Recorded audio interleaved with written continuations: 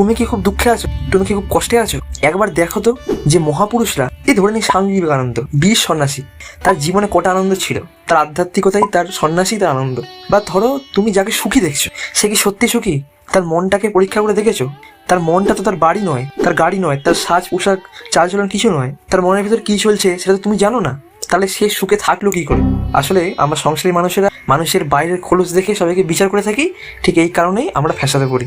সুখ জিনিসটা কখনো সত্যি নয়, বরং দুঃখটাই চরম সত্য। বুদ্ধকে দেখো, সংসার করেননি, যন্ত্রণা নিয়েছিলেন। যিশুকে দেখো, শিষ্যের অত্যাচারে, মিথ্যে প্ররোচনায় কষ্ট পেলেন।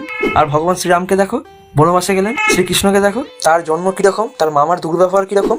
স্বামী বিবেকানন্দ তো বলেছি, ঠাকুর শ্রীরামকৃষ্ণকে দেখো, কত ত্যাগের। এরপরে মোহাম্মদের জীবন দেখো, তাকে কত লড়াই করতে হয়েছিল। তো সমস্ত কিছুই কিন্তু কষ্টের, এবং তারা যা যা মানুষের জন্য করে গেছে সেটাই আনন্দের। অর্থাৎ মানুষের যা নিজের তাই কষ্টের, এবং যা অপরের তাই আনন্দের।